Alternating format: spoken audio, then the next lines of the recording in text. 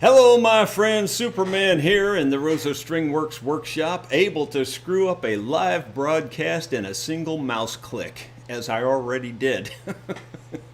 I clicked on the wrong thing. There you go. But I'll do better. The thing about Superman is he learns really fast. Sure he does. Well, I don't see any live viewers out there yet. There was a dead one that just showed up. No, I mean, yeah, it looked like one of them just showed up, although it doesn't have any viewer count yet. We are live with our new Starlink setup, and it looks like 39 viewers just popped up just now, and now they're starting to scroll up the screen. So I can kind of tell we're live. Until I see that, I don't believe anything. Anyway, I hope we've got a good shop talk set up for you this morning. Going to talk about some jamming etiquette. Bruce, my buddy from Oxford, Mississippi, suggested that I talk about jamming etiquette and, the do's and don'ts of jamming, and we're going to get into that. I got a whole list of things, talking points to talk about that I think you might find interesting, and especially if you're new at the bluegrass jamming or any kind of jamming, I think it would pretty much be the same. The rules kind of follow regardless what kind of music you're playing, I think.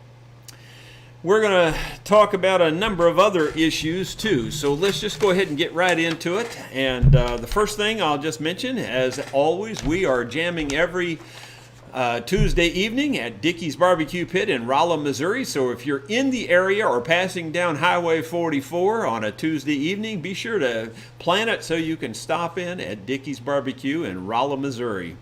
And like I said, we get started there anywhere around 6 to 6:30, somewhere in that time frame. Tonight, if you're in the local area, we're jamming at the Houston House in Newburgh, Missouri. The Houston House is a 1880s type hotel built right on the old railroad.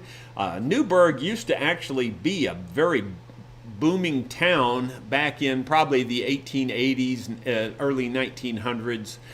There was a roundhouse there where they could actually turn trains around and things. And it was quite a big deal at one time. It's not so much anymore, but it's still a old historic place, and the old historic, Houston House Hotel is pretty cool. That's where we jam. So anyway, if you're in the area and you can stop in, be sure you do that. Starlink, that's what we're using today, and we are the first time ever have it on no Wi-Fi involved. It's a total direct link from here to the dish, and now the dish has to go up and talk to the satellite, so there's no wire in that area.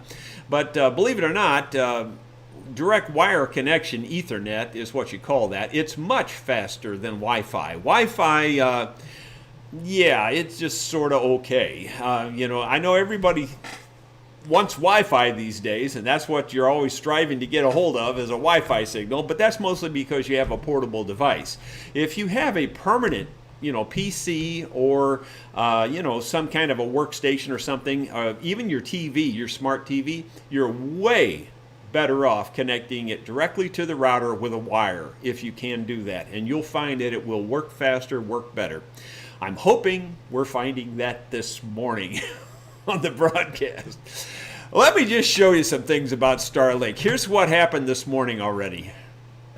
Okay, that top one, I have never had a download speed over 200. In fact, I've really rarely ever had one over 100. And this morning, my download speed was 201. There you can see at the top. The ping was only 25, which is just awesome for here. I mean, I know people on fiber get way better than this, but fiber is never, did you hear me say never? It's never going to be an option for me here at this location. And I said never, meaning never. Like even in 50 years, it won't be available here. We're in a remote area, and yeah, it could come down Highway 44, but it's still 3 miles off of Highway 44 to come down here, and they're not going to come down here just for little old me, even if I am Superman. And then, so anyway, I was so proud of that top number there. And then literally a minute later, I did it again, and you see the bottom one. So it just shows you how inconsistent it is. The one good thing is that the upload speed is fairly consistent. Now, you may not think that's much of an upload speed, but all my previous shop talks were done on 1.5 to 2.5. So 7, above is very good for me. So I'm hoping the shop talk is working pretty well. But you can see how the numbers just in 1 minute changed drastically.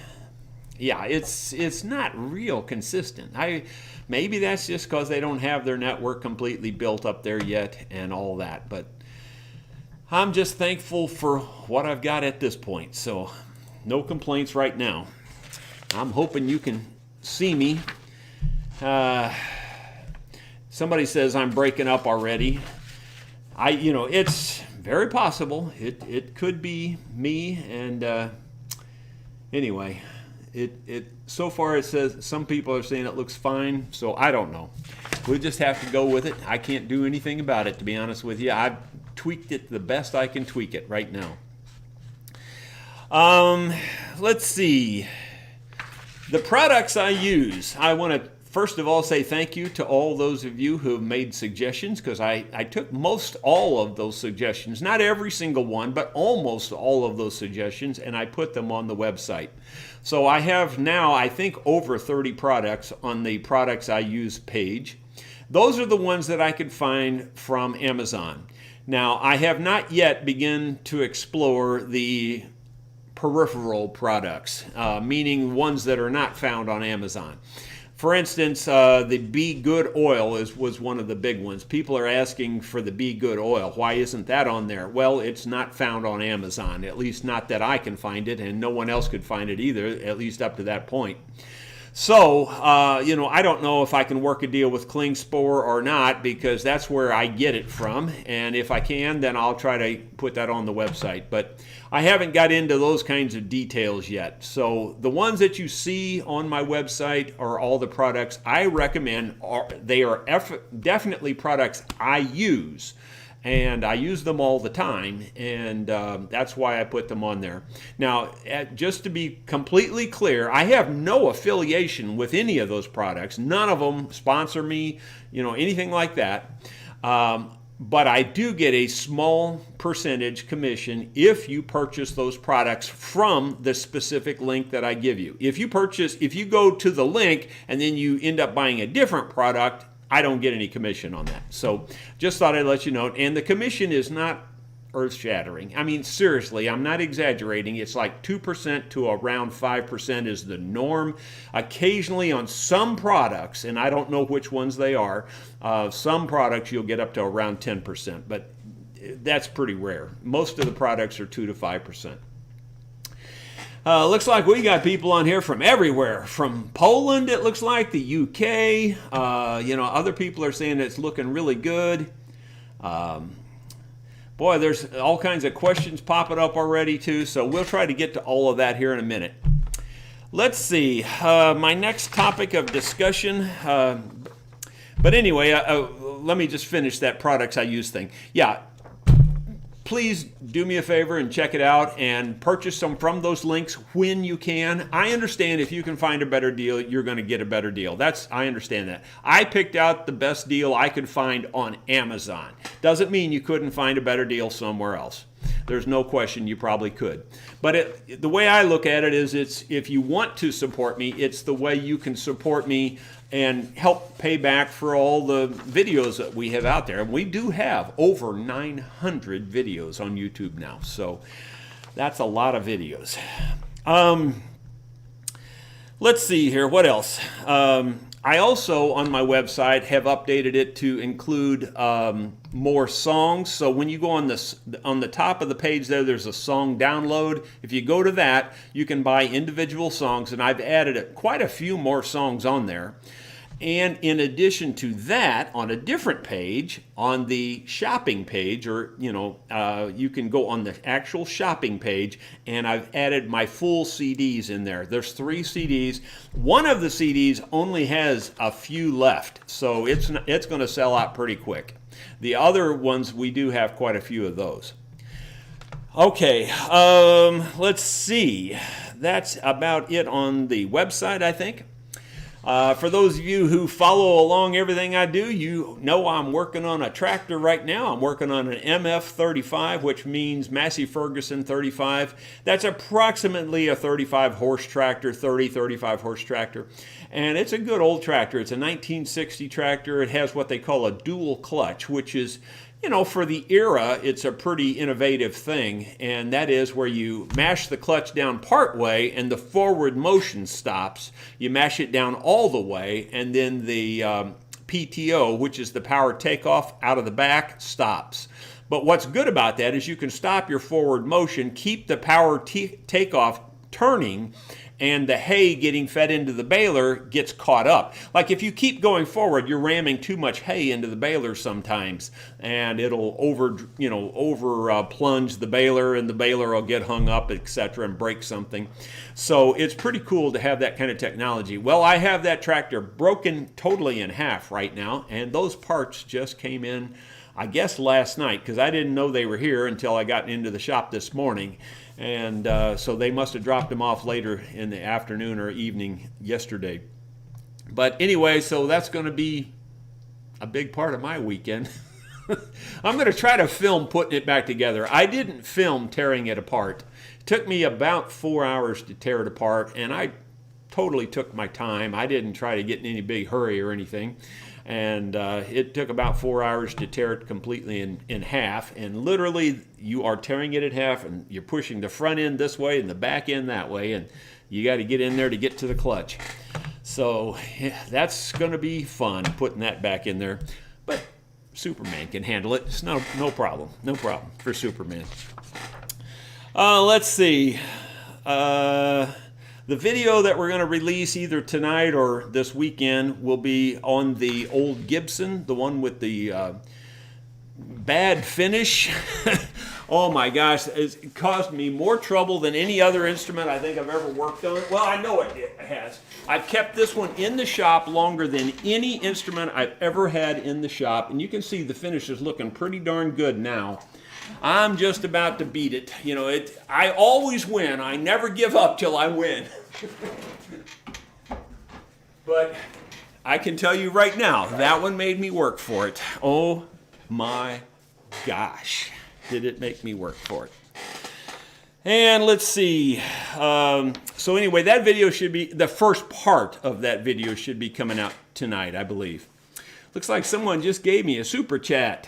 And it looks like it's probably from a foreign country, and I don't know how much that is, but I definitely do appreciate you doing that. Thank you very kindly. Let's see here. What's next? Okay, so that's the status on that one there. You can see the status there. I've got the status on this Yamaha. And someone just asked, did it have a plywood bridge plate? I don't know. Sure, I don't think it does. I'm sure I've looked in it, but I can't remember now. There's too much water running under the bridge. And I got the strings on it now. It'd be a little hard to tell. But, where I broke the neck off of it there, and when I say broke, I didn't really break it. It just separated at the seam there. And you can tell, you can see it, and I ain't going to lie to you. You can tell it's happened, but it's not bad. And you can barely feel it. And where I had to cut the extension off there, you can barely even tell that either. People get all uptight about sawing through that fret. I mean, you're sawing through less than a 16th inch of wood. You take this off, that's far less damage, whether you want to believe it or not. That's 10 times less damage than taking this whole fretboard off. And, because if you look at it now, see that how perfect that is? There's not a scratch anywhere in there. I guarantee you, if I had taken that whole fretboard off, that would just be chipped all the way down on both sides. So the naysayers can just be negative all day long about that little tiny, tiny crack right there. And just just blow up and have a big fit about it and just do your worst. Because people do. They get on me about that. They just think I'm a hack because I do that. But I'm telling you right now, you don't know what you're talking about. And especially on this one, as we found out, and you will see the full video on this down the road, how hard this glue is to separate. And it is a form of hide glue. Some people say, no, it's got to be epoxy or something. No, it's a form of hide glue. I don't know what kind of hide glue they used, but I guarantee you it's a form of hide glue. And the reason I say that is because the steam kind of melts it out and gets rid of it, and it rolls up in little balls like the gelatin does from the hide glue. And anyway, it's definitely a hide glue. But that's what I say about hide glue, is it's just not consistent. That's the main thing that I don't like about hide glue. If it was as consistent as Titebond, I'd use hide glue. But it's not consistent at all. So there you go. And this one's turning out real well. I may play you a song on this later in the broadcast. The other project that I just started on yesterday is this thing. Now this thing here could hurt a fella. If you use this as a battering ramp, you could get one guy on, battering ram I should say, you could get one guy on this side and another guy on that side. You just go through the crowd, you just separate the crowd. Oh my gosh, those are sharp points. They really are sharp. But this one is an Alvarez, and it's got a very, very high dome. From here to down here, it's nearly a ½ inch. If you go straight across, it's just real close to a ½ inch. That's really a big dome. My domes on my mandolins are not nearly that pronounced. My whole top, from the bottom edge of the top to the top edge here, is only about a ½ inch. So including the thickness, this thing is really thick and tall. They typically, believe it or not, that doesn't project as well. That's what Stradivari learned a long, long, long time ago, was that when you carve them a little bit flatter, they project a lot more. So that will be the negative of this one. It probably won't project quite as much, but it's in here for a lot of reasons. Somebody's worked on the neck joint on this already. It's come apart once before. I can tell they've had this apart. Looks like they might have even had the back off of it. Yeah, I'm 99% sure the back's been off of this. I can just tell by looking at it. And anyway, there's a real underbow here, and they want that fixed, and they want the bridge height adjusted properly, and it's also twisted. If you remember the video I did on the Kentucky that had the twisted neck, twisted fretboard, this one has that problem too. So I got my work cut out on this thing. And I must have been really soft the day they brought that, because I estimated 5 to 6 hours. Oh my gosh, I really must be Superman to do that in 5 or 6 hours. But I'm going to try to stick to that. I'm going to try really hard to not go over the 6 hours. And I'll probably get very close to that if I don't hit it. Let's see, what else? Just a little bit more on this Yamaha. I patched, well, I can't even see it in the camera there. I can't, it's backwards, I'm sorry, but it's totally backwards. But there's the patch. There was a big hole right there. And, I haven't got enough finish on it yet, but when I get the finish on it, you won't hardly be able to tell it. And I'll show you, you'll see a full video on this down the road of how I patched that too. So anyway, I think that's the status of everything in the shop. Okay, we're going to go into the jamming etiquette discussion, and this might take a couple of minutes. I hope you are up for this. I think it's important information. I really do. Jamming has evolved in my lifetime quite a bit. When I first started getting into the music, now I didn't get into it till I was around 28 years old. So I've been doing it just about 40 years, or very close to 40 years. It'll be 40 years this November. But when I first started, it was even more clickish than some people think it is now. Some people think it's a very big click now, and it probably is in certain places and certain groups and things. But back then, there was like an inner circle and an outer circle at almost every jam, and some of you old timers will remember that.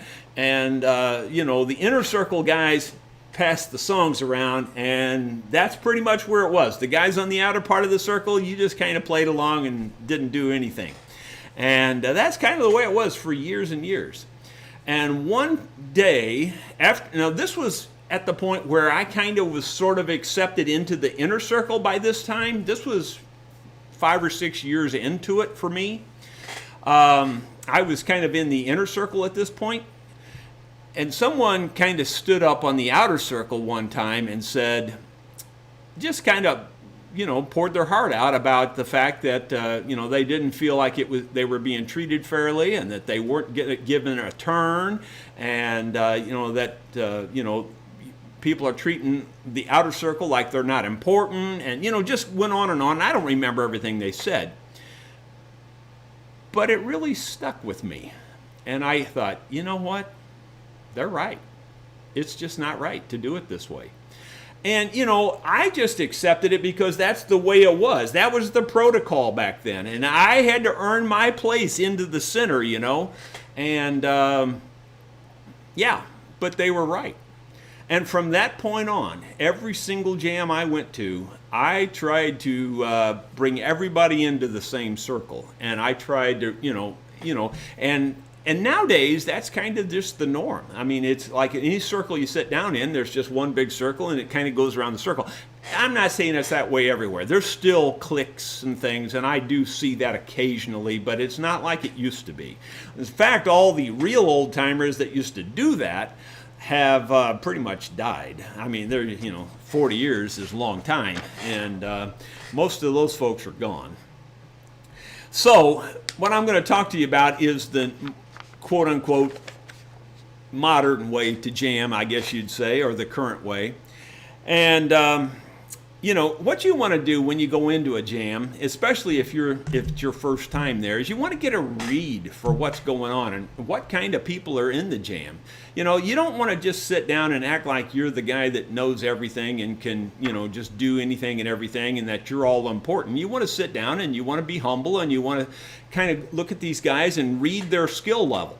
I mean, like, say you are a very skilled person. Well, you would outdo everyone else there. If they're more like the 3-chord type jam, you want to blend into that, and you want to fit the jam you're in. Yeah, you can stretch it a little bit here or a little bit there, but only if you're a strong leader on that song. For instance, if I interject a brand new song, like sometimes I'll interject a song and I'll say, do y'all know XYZ song? And they'll look at you like, and you can tell their eyes are like, no, I don't think so. And you can kind of tell you're pushing them a little bit too much. Well, it's probably okay to push that if you're really strong, number one, in leading the song. And number two, if you can tell that it's in their skill level. In other words, if it's got 7 or 8 chords and they're playing 3-chord songs, no, it's probably not a good idea. If it's got 4 chords and they're playing a 3-chord song, you might get away with that. And you want to read that skill level. I really think that's important. You'll stand out more by blending in than you will if you try to just show how good you are. You know what I'm saying? So I see that a lot. I see people come into a jam and they just want to throw out their most complicated thing that they think they do wonderful on, and it just blows the whole jam wide open because the folks that are in the jam currently can't play along, and it just messes up everything. So you want to fit in, you want to blend in. So that's probably my first main point, is read the people that are in the jam and try to blend into that. Likewise, if you're the low skill level person and you're coming into a jam with very high skill level, you probably should read that also. And you probably should, maybe take your turn, but understand that, you don't want to be the guy that's, messing up this high-end jam either, and you want to try to blend in, and maybe you want to pass even. It just depends. You want to read the whole thing and try to fit in the best way you can fit in. Okay.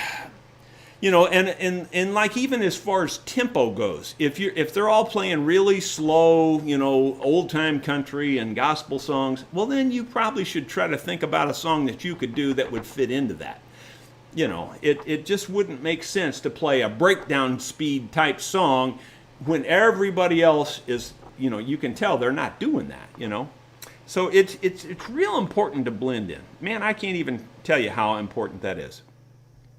And then there's the talker that gets into a jam session, and they just want to tell you everything they know about everything, and every time you mention something, they've got a story. In a serious jam, they don't. A little talk here, a little talk there is perfectly fine. But in a serious jam, they want to play music. That's what they're there for. And so kind of weigh all that. Think about it yourself and run that through your mind. How am I fitting in here on that type of thing too? Have your song ready. When it's your turn to play, don't be making them sit there and wait on you to try to figure out a song. Know your chord, know your song, and get it done, and get out there and get after it. Conversely, don't be so anxious, and I see this too on some people. In fact, I can name names, so I'm not going to. But like you can't even get done with your last chord on your song. The next person's already got their song started. Like you didn't even let them get their applause or anything. And the next person's already starting their song, I'm in G, and they just take off, come on, be a little bit courteous, what I'm saying? And think about that. You're not the most important person in that jam. And think about it like this. I don't care how good you are, how good you think you are. If you weren't in that jam, they wouldn't miss you. Just think about that for a second. They would just do fine without you. And that's just the way it is. And you should know that, and you should understand that. Remember that you always catch more flies with sugar than salt. Listen, meaning that you be complimentary. Don't be syrupy complimentary. Don't overdo it. But people love to hear compliments on their instruments. Oh, that's a great sound in D28, that type of thing. I don't remember anybody ever singing that high part like that, but man, you nailed it. That was awesome. That kind of a comment, something that's genuine, but just don't overdo it. Just give a nice compliment and you'll fit in and they'll appreciate it and go on from there. Listen to the background fills. There are, some jams don't have any at all. Other jams are, everybody's trying to play backup. And you should try to switch that around. Now, I'll be honest, if I'm guilty of anything, I do this too much. I play too many background fills. And I know I do that. I do it for a number of reasons, because around here, a lot of the folks are the old-time jammers and they don't do it at all. That's one of the reasons. And then the other reason is that I'm used to doing it in my band and, filling in, because a lot of times we don't have a second lead instrument or something. And anyway, so I'm guilty of that one in myself, and I should pay more attention to that myself. And if you don't know what I'm talking about, background fills are things like where you play a few little notes at the end of a sentence of a song. In other words, you sing a verse, and then there's usually kind of a little bit of a pause at the end of that line. Well, you can fill that in with a few notes. And, if everybody's doing that, it sounds like a bucket of bees. It's just kind of a noise thing. So you want to try to think about those kinds of things too. As if there wasn't enough things to think about. Some of us just have trouble just playing our song, let alone all the other thinking, that I'm talking about here. Accent songs.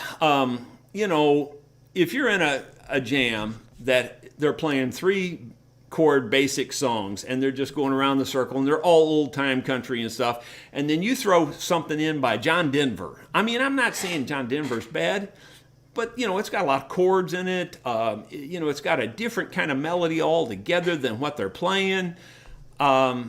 you know, an accent song once in a blue moon, if you're a really strong leader and it's not too crazy complicated for the people you're playing with, it's fine once in a while. Don't make it a steady diet. Down in Mountain View, I was playing with some guys this past time, in fact, and they sat down with us. We were having a jam, just a few of us, and they sat in and they just started playing crazy, complicated songs. Now, I could follow about 90% of what they were doing.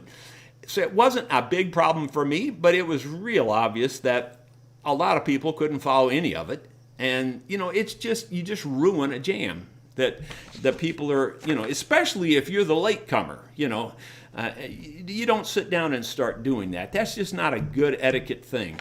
You should try to read your jam and fit in. So accent songs are okay if you do them tastefully, you know, and when I say accent, that means something out of the norm, out of the ordinary. Let's see, and like when I'm in a jam, just as an example, I might do a song like Runaway, you know, but I'm a strong leader. I know how to lead the song. I'll usually only do it if I know there's 3 or 4 others in the jam that can play along and know the song. I won't do it if I'm in a 3-chord song where 3-chord jam where they don't know how to follow it. I won't do a song like that in a case like that. Let's see. Okay, well, like I've said this already, but the very best way to show off your talent is to blend in and just do what everybody else is doing, but just do it really well. When you're playing along, here's another one, and I can name names on this one too. If you don't know the song and you really are having trouble following it, play soft. I know there's some guys that come to our local jams now that just beat the living tar out of their guitars. And about a third of the chords they're hitting are completely wrong. Yeah, that's just not good. You can't sing, you can't play to that. I mean, it's terrible, but yet they do it. And it's pretty common. It's more common than you would think. If you aren't 100% sure of what you're doing, lighten up on it. And like a lot of times, I'll just hit kind of just a muted rhythm until I kind of get the song in my head of what they're doing. Especially if it's a new one I haven't heard before, I won't really even hit a chord at all. I'll just kind of mute the strings and just kind of keep time lightly in the background. But if I know it, and you know, I'll be honest, at this point in my life, most of the songs I hear, I know, so I can play along with almost all of them at this point. But you know, if I don't know it, I mute it and I just kind of hit rhythm. Let's see.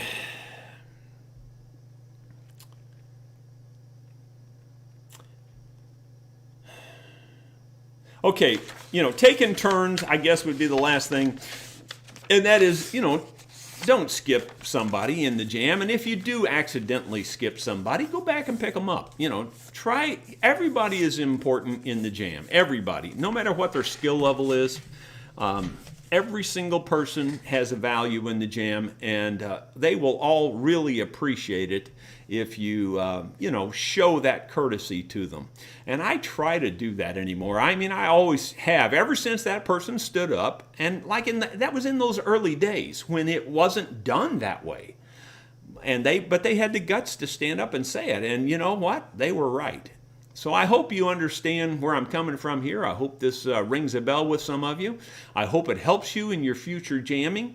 And that's about all I have to say about it. I hope it makes sense.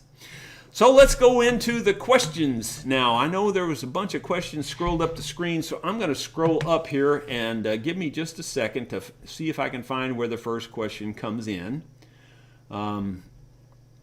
The first question that I see is from David Lane. He says, did the Yamaha have a plywood bridge plate? Well, you know, I don't know for sure, but let's see if we can figure that out real quick. I'll just take my lighted mirror. By the way, that's something else I can put on my products I use website. Let me look in here real quick. No, it doesn't. It has a real wood bridge, and I would say that it's maple. It could be spruce, honestly. The way it looks, I think it's quarter sawn maple. I think it's quarter sawn maple. But it's quarter sawn. Whenever you see maple quarter sawn, it does look a little bit like spruce quarter sawn, actually. You can tell easily if you have it in your hand, but when you're looking at it through a mirror like that, it's a little hard to tell. But I'd say it's maple. So it looks like a nice bridge plate in there. I did not change the bridge plate on that. I did put a new bridge on that Yamaha guitar. Let's see here. You know, before we get into the questions before that, I'm going to go ahead and play you a little song. I think it's a pretty cool little tune. I think it's from Rory Feek, I believe, who's the one that wrote this. And it's called It'll Get You Where You're Going. So let's see if I can pull it off. The night before I turned 16, I knew better than to dream of waking up to chrome and shiny steel. Cause Dad had made it clear that we weren't like the neighbors down the street who bought their son a brand new set of wheels.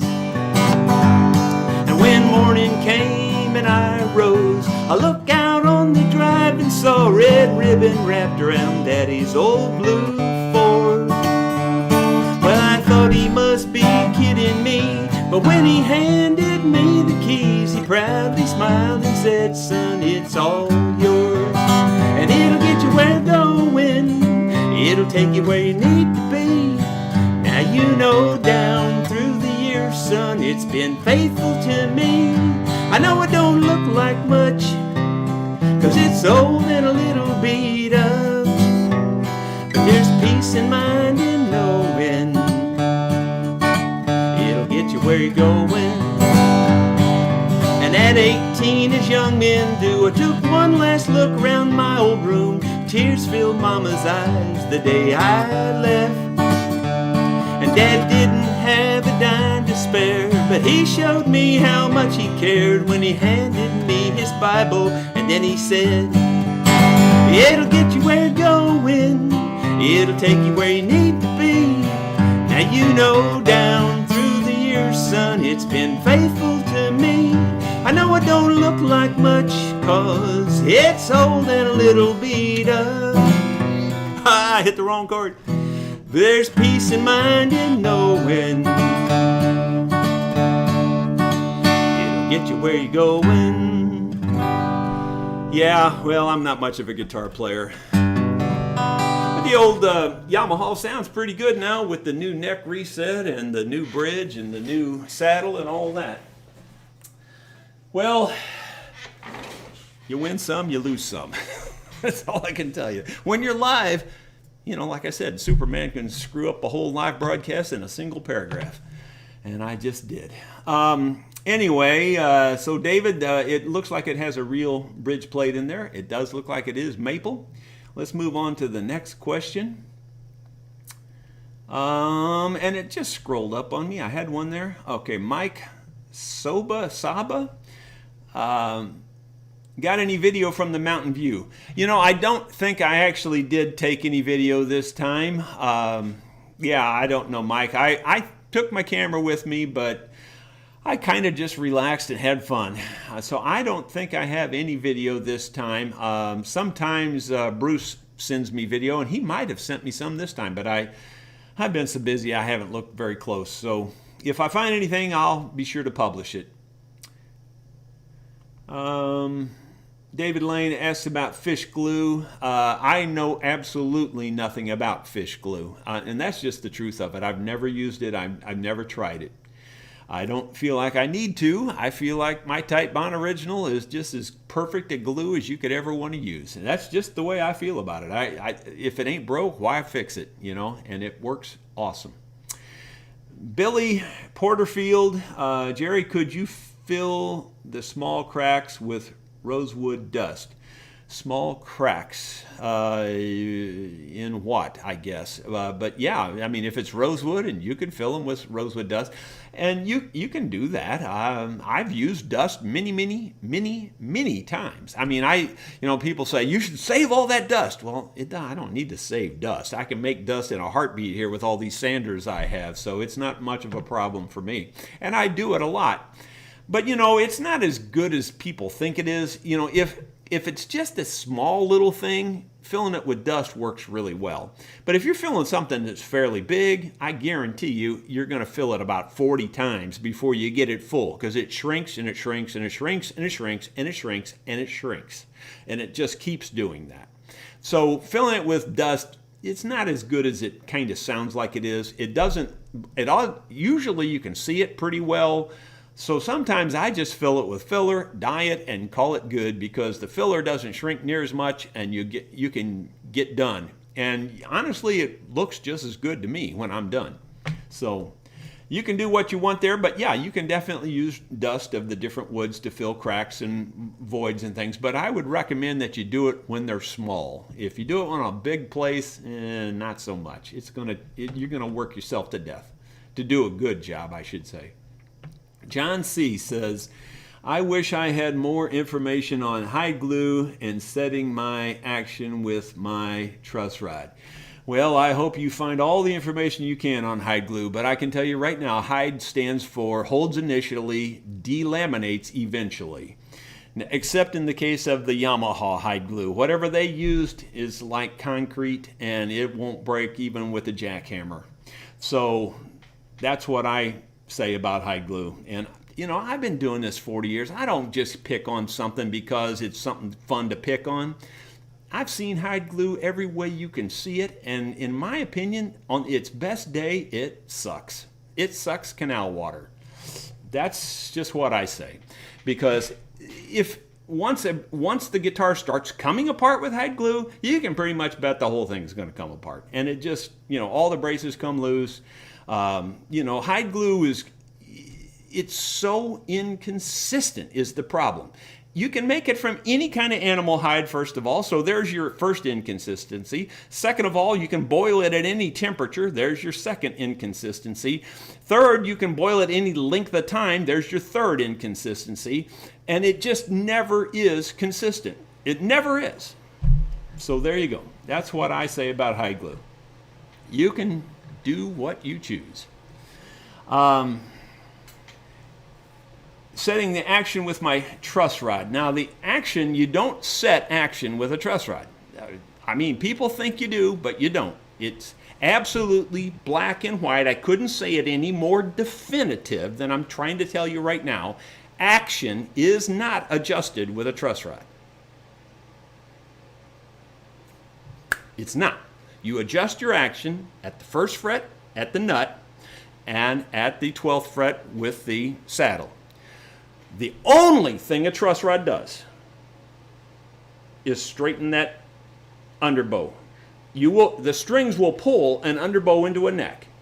And that's all the truss rod does is do that.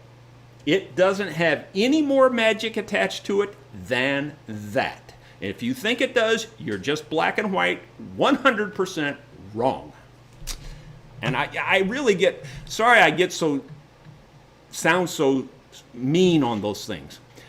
But I hear it daily, every single day. And for 40 years I've heard this, and people keep talking about adjusting their action with truss rod. You cannot adjust your action with a truss rod. You can affect your action by the fact that you take the underbow out. But your action is adjusted up here, and it's adjusted back here, and that's it, period. Black and white, end of discussion. There's no more to it than that. If you think there is, you're just black and white wrong. Sorry. But it needs to be said, and it needs to be said that way so people start to understand it. That's the way it is.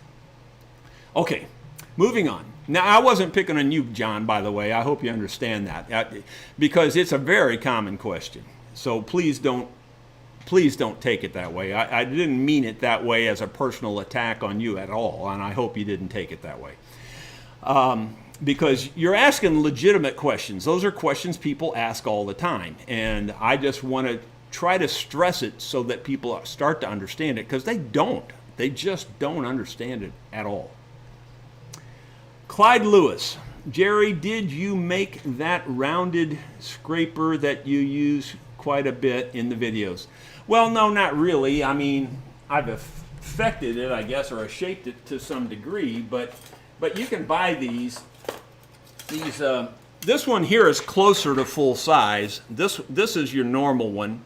And typically they come with square edges. And that's kind of like what you call a cabinet scraper. When they have flat square edges and then you just burnish off the edge on either side, that's what I call a cabinet scraper. But then, you know, if you bevel, what I do is I bevel one edge and then I burnish that edge over, and it makes a hook on that edge. Now, I learned this from an old school violin maker who was very well respected in the craft. So I learned it from him. And boy, I'm telling you right now, there's a significant difference in what this will take off compared to the flat edge with the burnished corners. Yeah. And so here's the size this one is now after 40 years. I've used this one pretty much for 40 years. This one's pretty much new. You can pretty much see the difference. Yeah. So I've sharpened it a lot and recurled that edge a lot over the years.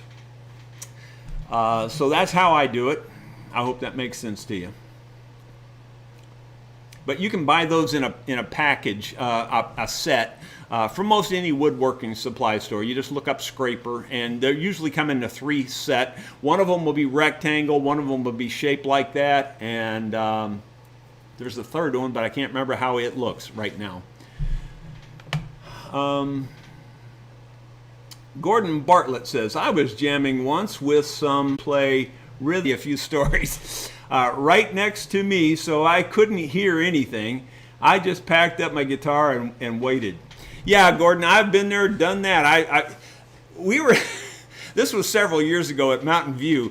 This was my most memorable jam buster, if you will. We were having a really good jam, really tight sounding jam, you know, real good pickers and stuff. And it was late at night. It was, you know, probably 11:30, 12 o'clock. And we were in a pretty tight circle, and I swear to you, God is my witness, hand on a Bible, what walks up but a guy in kilts playing bagpipes? I mean, I got nothing wrong. I got nothing against bagpipes. Now, I don't know if you know this or not, but they are crazy loud.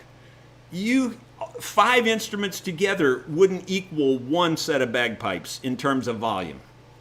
Yeah, crazy loud. Just crazy, ear-piercing loud. Yeah, I'm pretty sure that all bagpipe players are deaf. They gotta be. So that was one very memorable jam buster, and we played with him. We played a couple songs with him. Fortunately, he didn't stay real long, but oh my gosh, it was horrible. And then another time, well, a couple more times, and some of these are more good than bad, and that is we've had people sit in with us with trumpets, and we've had them with slide trombones, and trying to remember what other brass instruments, but anyway, those for sure. But the coolest jam I still think to this day that I ever went into, and I thought I was going to be a smart aleck, and I'll tell you how that went here in a second, but it turned out it got flipped on me, and I looked like the big dummy after this. Anyway, this girl sits down next to me in this jam.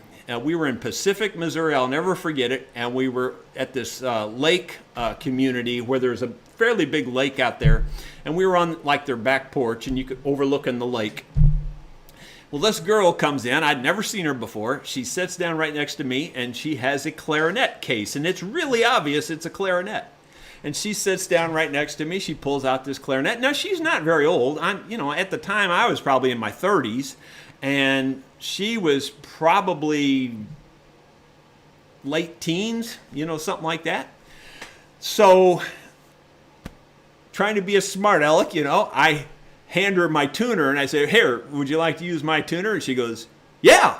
And she did. She took the tuner and she monkeyed with the bell and everything. And so she threw it off on me. See, I was trying to be a smart aleck thinking that she wouldn't need a tuner, but she did, and she used it.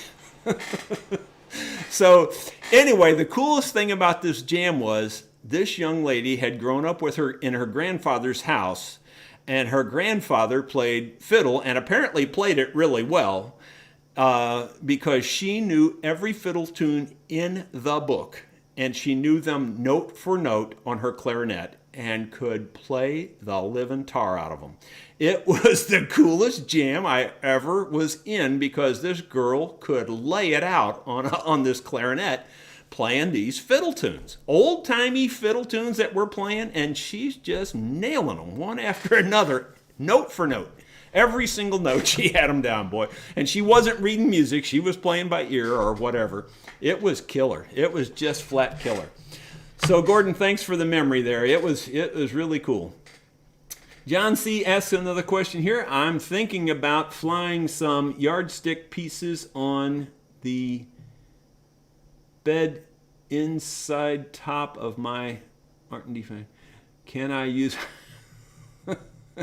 He's just being silly. That's what he's doing.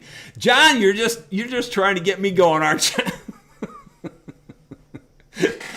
Anyway, John, he's talking about gluing random pieces of wood inside of his Martin D45. Because you've heard me say, do not glue random pieces of wood inside your guitar. We found yardsticks, we found baby bed rails, we found pieces of paneling off of houses. Yeah, we have, you name it, toothpicks, we found everything glued up inside instruments.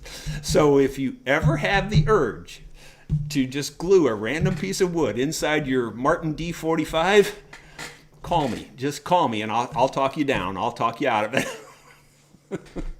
John, you're being silly.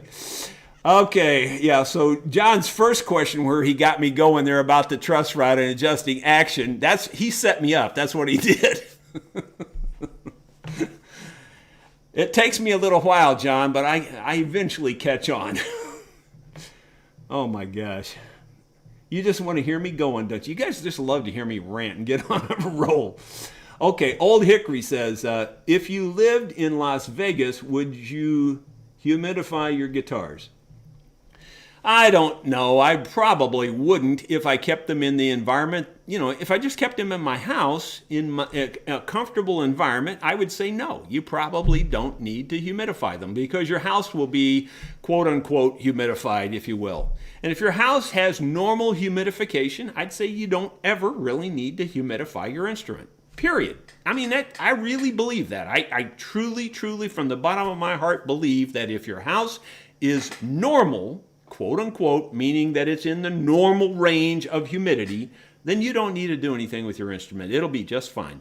If you were in the desert and you kept your windows open all the time and your house is, 102 in the shade and it's totally dry, maybe you want to try to humidify your instrument a little bit. Same way if you're using wood heat and you're in the polar regions and you're just constantly drying it out, you might want to humidify it a little bit. But other than extreme examples, or let me give you a different extreme example. Say you take an instrument from the United States, now you move to the jungle where it's, like the Amazon, where it's like 90% humidity all the time. You're going to have more trouble there, believe it or not, than you will the other way. When you get too much humidification into an instrument, you got more trouble than when you have too little. I guarantee you, I've seen it many, many, many, many, many times. So there you go. So do what you want, but I say just kind of use common sense on it and you'll be fine. I think, unless this scrolled up a long way, John C., I'm still chuckling about that. Okay, let's see. Jim Cunningham says, what can you tell me about setting up a banjo? Is this another setup? Yeah. You know what perfect pitch is on a banjo, right? That's where you stand back 20 yards from a dumpster and you swing it by the neck and you throw it. If you can make it fit in the dumpster without hitting the sides, that's a perfect pitch. I don't know. What can I tell you about setting up a banjo? I honestly, in there is some kind of a myth attached to banjos too. There's some real old wives' tales and things that are just not true. Part of them have to do with those goofy bridges they try to put on there, these half-round bridges and these, different kinds of bridges.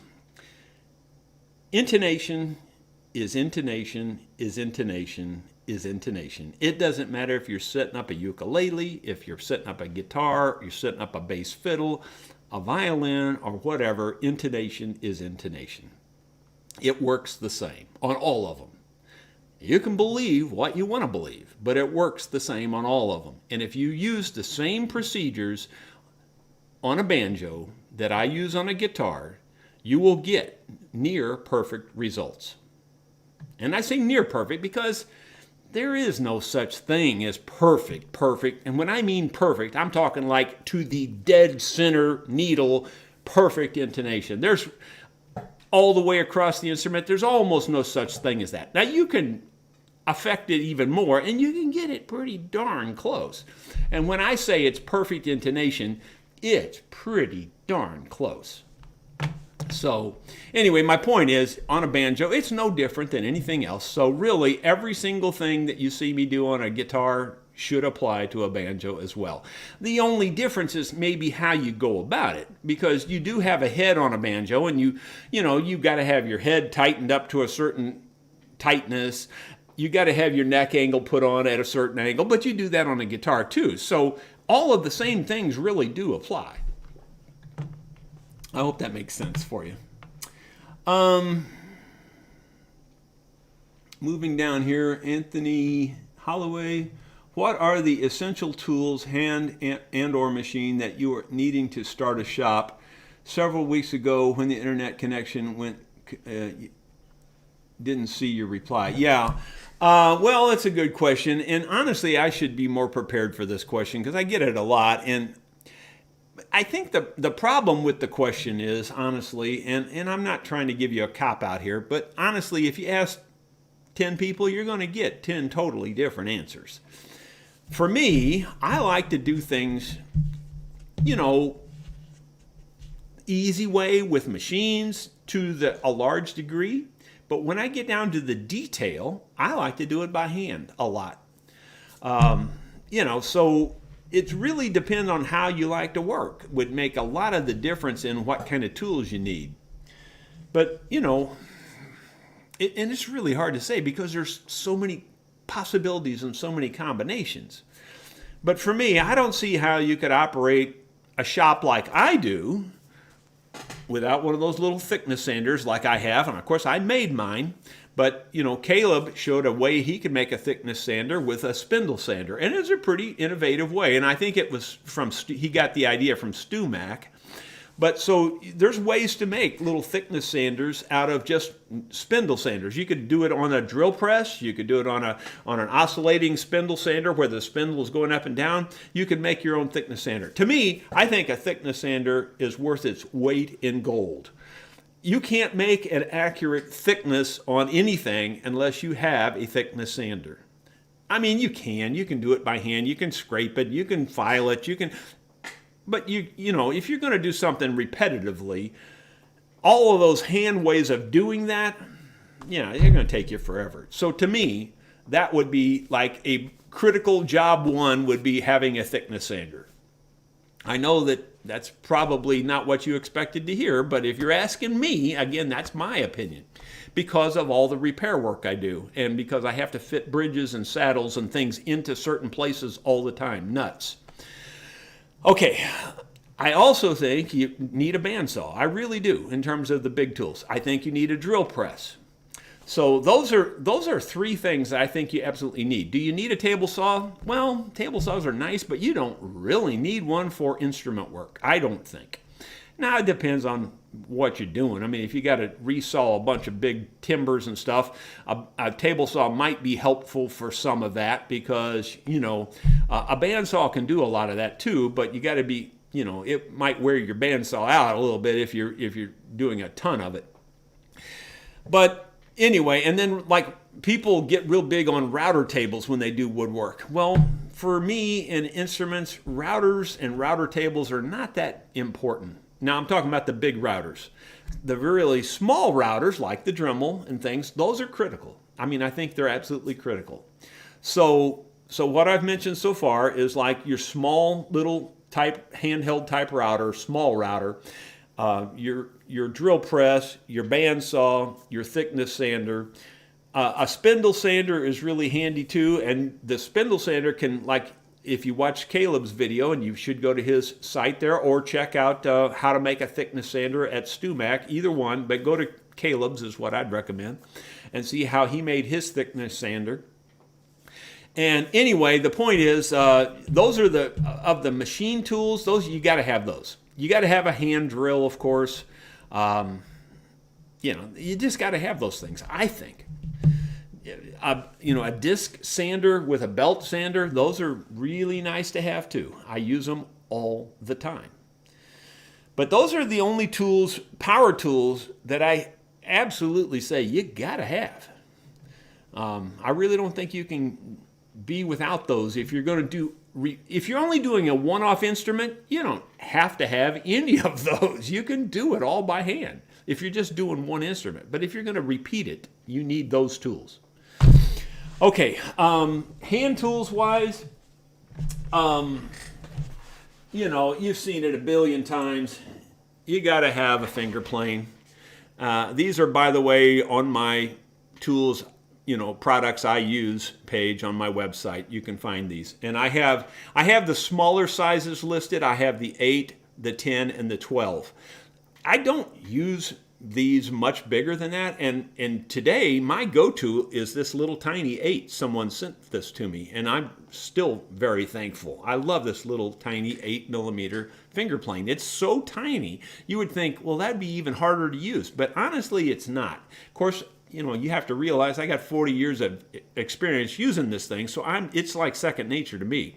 But the smaller they are, the easier they are to push, and they cut really well. You can move a lot of wood with these things in a really fast time frame.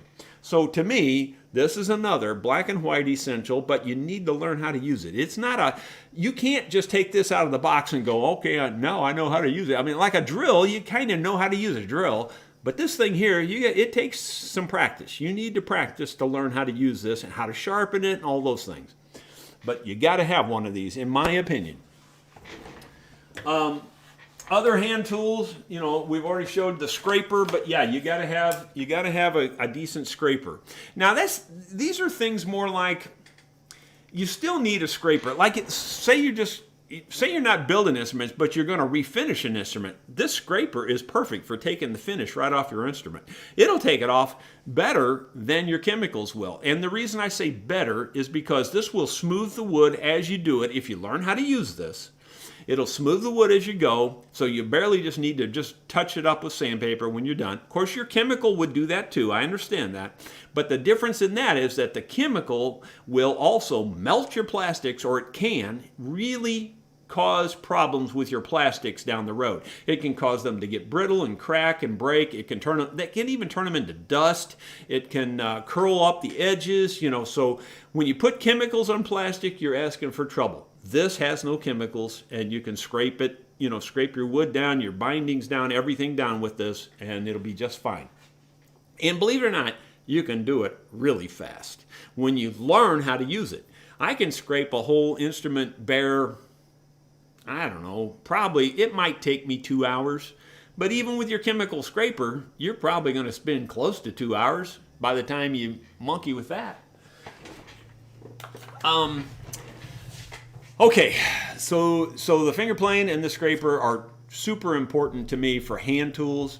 You got to have little saws. You know, aha! Here's something else I can put on my thing. I need to put this on there, and that would be these little thin razor saws. I have not put this on my products page, but I will if I remember. In fact, if I don't write a note, I won't remember anything. So I'm going to write that down here real quick. Saw. Just hopefully I'll remember what that means. But anyway, these are real thin kerf blade saws, and I can't remember. I want to say they're like 9/1000ths of an inch. I mean, that's basically the thickness of a hair, or a little bit more, maybe a hair and a half or 2 hairs.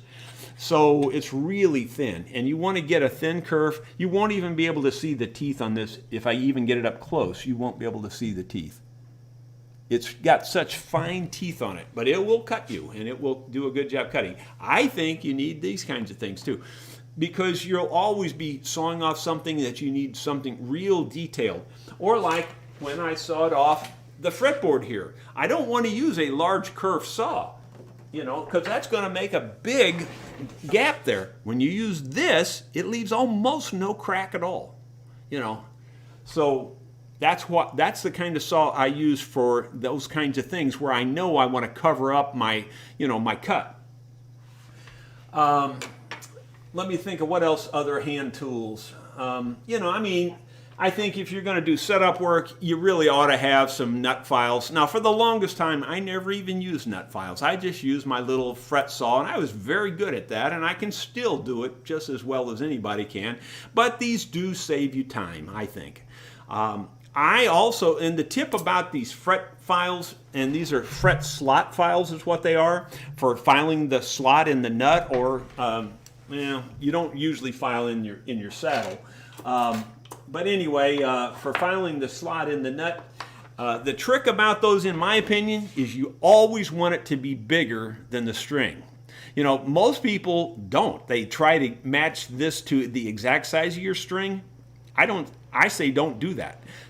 Make your slot a couple thousandths bigger than your string. So if you're using a 56, maybe you want a 58 file, you know, or a 60 file even. It won't hurt to have it 4 thousandths bigger. 4 thousandths is the thickness of a hair. Think about that. That's all the bigger you're making it. But the reason I say you want it bigger is because you don't want it to sit on the sides of your nut and pinch the string. It won't even be on the bottom. And the real negative of that is when the next time you file it, it may drop the string more than you're expecting because your string is currently sitting on the sides of your slot, and then you get in there with a slightly bigger fret file, and maybe you don't even hardly file anything, but the string will drop a long ways because it wasn't sitting in the bottom of the slot. And so that's why you want your slot slightly bigger than your string, period. You know, people will tell you different, but I'm telling you that's the way you want to do it. Let's see. You know, an inspection mirror, these are just things you're going to want if you're going to do this kind of work, you know. You know, I could go on all day. I mean, every tool I have here, in my opinion, is an essential tool to some level. You know, there's really no end to it, to where to stop. That's the problem I have with that question. I don't know. I'm going to stop there because I'll just go on all day long. So I hope that helps you a little bit at least in terms of the power tools. I think they're fairly specific because you don't need every power tool, but you do need some, and those, the ones I mentioned, are absolutely, in my opinion, critical. All right, well, I'm going to move on. Let's see here, and boy, it's scrolling again.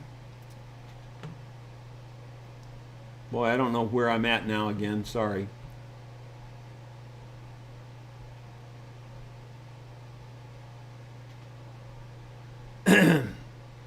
Well, let's see. Yeah, okay, I think I've found it here where I've left off. Victor Brusco says, what's the best way to fix or at least minimize a belly bulge at the bridge? Well, boy, that's really another open question.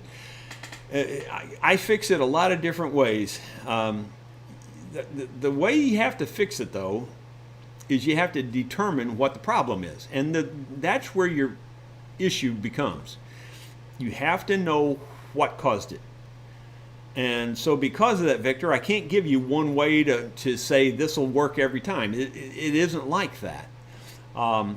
If the belly bulge is caused by the fact that they made everything too light, in other words, all the braces are too light, the bridge plate's too light, the top is too thin, and that made the bridge, belly pull up, well, you pretty much got to rebuild the whole thing to fix that, I mean, it just depends what caused the problem, and if the bridge is loose and that's what's caused the problem, if the braces are loose and that's what caused the problem, so you really have to fix whatever caused the problem. And honestly, Victor, that's the best answer I've got for you on that, because there's no simple one cure fixes everything. And there's lots and lots and lots and lots of hype out there about, humidify it, press it back in place and humidify it, it'll be fine. It won't be fine. Just don't believe that stuff. Whenever it's too good to be true, it's too good to be true. It's just not fixed that way. You can pay lip service to it that way if you want, but that's all smoke and mirrors. It isn't going to work. Sorry, Victor, but that's the best I got for you. You got to know what caused the problem to fix the problem. Clyde Lewis, he's laughing out loud. He said, so I don't know, maybe because I'm just being so stupid this morning. Phil Gallagher, just a comment. Picture and sound are perfect. Best they've ever been for me in the UK. Well, great, Phil. Thank you very, very much. Ron Bussell? I'm not sure how to pronounce that because it could be Bussell or something. Or Busset, maybe. I don't know.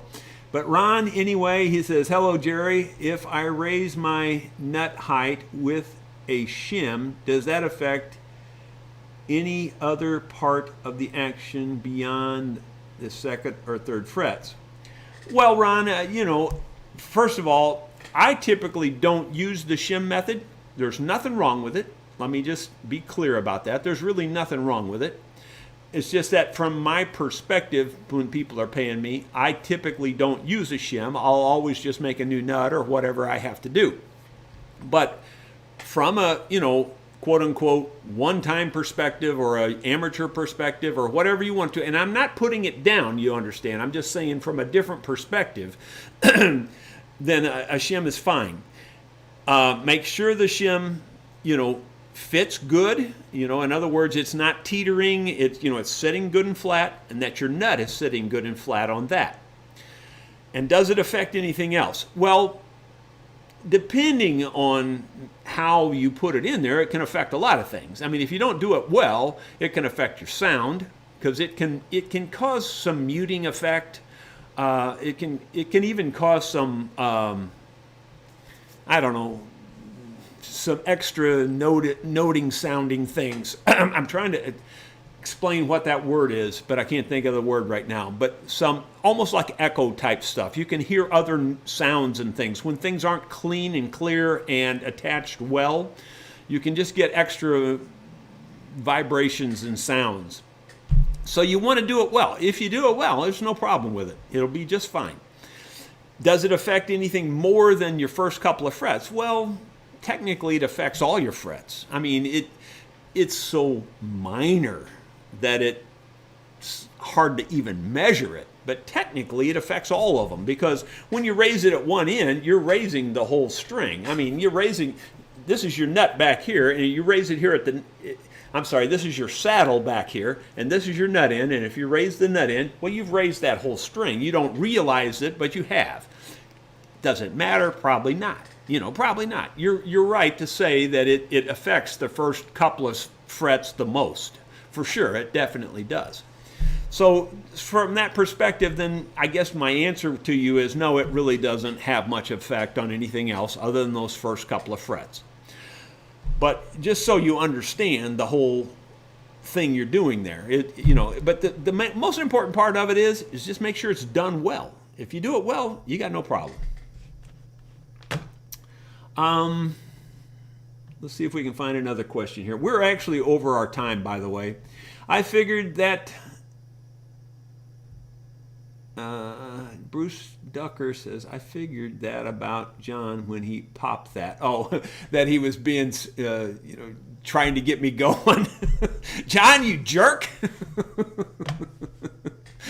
After I saw what you were doing there, it was pretty funny. But, at first I wasn't, again, I want to be very clear. I wasn't directing those remarks at John specifically. I was directing those remarks at the general public because the general public doesn't understand certain things. Yeah, there's just some certain things they don't get. And one of them is that action being adjusted by the truss rod.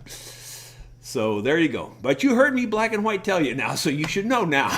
Don't ever ask again.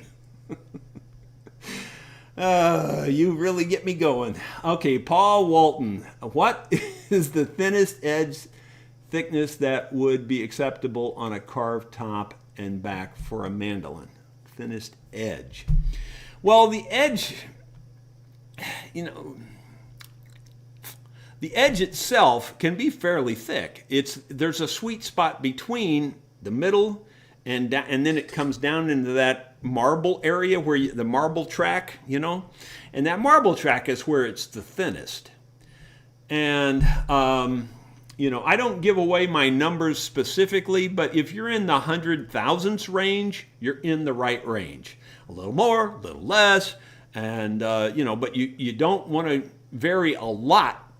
You don't want to make it a lot more, and you definitely don't want to make it a lot less. So in the 100,000ths range, you're in the ballpark. That's what I'll tell you there. Okay. And that's in the sweet spot. Not so much on the very outer edge, because the outer edge a lot of times is almost the thickness of your binding. You know, that can vary from instrument to instrument. A lot of the cheap production mandolins, those outer edges are very thin.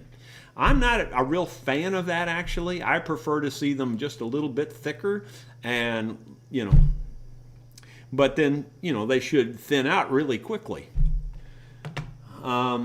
Let's see here. David Lane, I meant the Yamaha likely was made in Indonesia. That model fish glue is the big thing there. Oh, so he thought David Lane was, when he put the question marks about the fish glue, was the Yamaha made with fish glue? Maybe. I don't know for sure, but it's definitely an animal glue because it rolls up in your fingers and stuff. I mean, you just know that after you've done it a while. But I will say this, it doesn't reconstitute like most hide glues do. Usually when you get them wet, you can feel them get real sticky. This one doesn't seem to do that. So it might be fish glue. I don't know. Maybe it is. But I don't think so, because there's been so many forums and people talking about these Yamahas out there and talking about their glue, and most of them agree it's some form of a hide glue. So I don't know. I really don't. No expert on all that stuff. I am not a historian. I'm not a forum guy that goes out there and just rants on forums, because yeah, don't even get me started on that either, because there's so many people out there on those forums that they just think they know everything, and if you don't follow their line of thinking, you're just not worth talking to. And you could say that about me on certain specific things when I tell you, but I can pretty much give you black and white examples on everything I tell you. Those guys, a lot of it, I would just say is talk is cheap.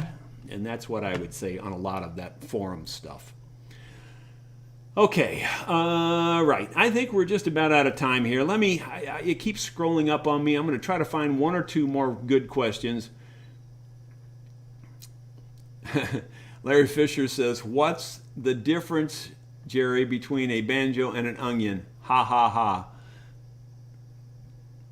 ha. You know, it seems like I've heard something like that, but I can't remember what that one is. He's probably going to tell me down here somewhere if I find it. But anyway, did I know Byron Berline? Larry Fisher asked later. No, I didn't. I don't think I ever met him. I don't think I did. He's one of the few that's gotten past me. Well, I don't see any other. Well, actually, there are some down here at the very bottom. Let me take these last two questions and we're going to call it good. Dennis K. says, any advice on repairing a satin finish? Well,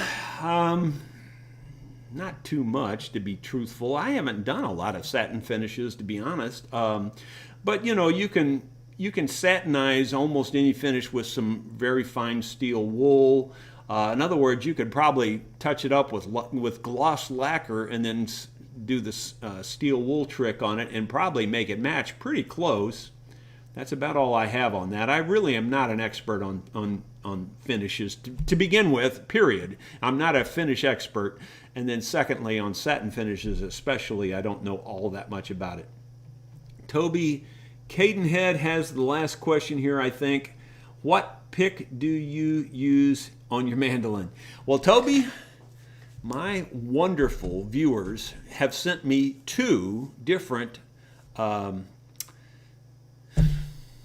can't think of the name of them. Those really expensive picks. Oh my gosh, I can't think of the name of them now. Just because you ask, I can't think of it. You guys all know it. I know you do. I just can't think of it. It's that plastic that doesn't wear. I wear like one of these purple picks, just as an example while I'm thinking. These purple picks, I wear these. I love these things. Don't get me wrong. I think they're a great pick. But I wear these out in just a couple of nights playing. I really do. I round the whole end completely off of them. I've been playing those other picks for 3 years now, or 2 or 3 years, and you can't even tell I've used them. I mean, they're just no wear on them at all. I cannot believe I can't think of the name of that pick. I've said it a million times over the last couple of years. People ask me about it, and I tell them what it is. And I just can't think of it, and I don't have it here to pull it out. I'm sorry. It's just one of those name things. Names, titles, things like that, I can never remember. And, oh, you don't cry when you cut up a banjo. That was, yeah, I remember that now. Now that you say it, Larry, he was asking the difference between a banjo, cutting up a banjo and cutting up an onion, and you don't cry when you cut up a banjo. You're right. Okay, guys, I'm going to let it go with that. I wish I could think of the name of that pick. I just feel so bad I can't think of it because I know it. I know it like I know my own name. I just can't think of it. Oh, it's horrible. It's really bad with me in remembering things like that. How do I remember the words to 200 songs? I don't know. But I can't remember names and I can't remember titles. I hope you've enjoyed today. I will definitely tell you the name of that pick in the next Shop Talk or maybe in the next blog because I feel like such an idiot that I can't think of it right now. And I was hoping, Blue Chip. I knew somebody would, if I kept dragging it out, somebody would name it for me. Thank you so much. I appreciate it. I just couldn't think of that. Blue Chip. Yeah, Blue Chip picks, killer. Just flat killer. They don't wear out. They don't wear at all. And I'm not lying to you when I tell you, I'm not exaggerating when I tell you 2 nights playing with this will have this thing rounded off to where it's just kind of a blunt end. The Blue Chip, I've played it for a couple years now, and you can't even tell I've used it.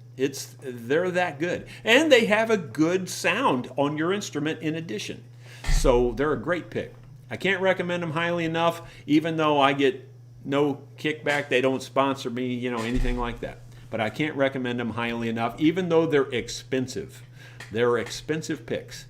But, and if you had asked me years ago, would I pay $35, would I pay $50 for a pick? I would have said, are you nuts? But if you ask me now, I'd say absolutely. I'd go buy one right now. If I didn't have one, I'd go buy it. That's how good they are. I'm seriously telling you, it changes everything. They're that good. So if you were on the fence, now you at least have my opinion. Thank you so much for tuning in today. We've spent almost an hour and a half here today versus an hour. So thank you very much. I hope it worked out for you. I hope you got something out of it. We'll see you in the next blog. Thank you so kindly.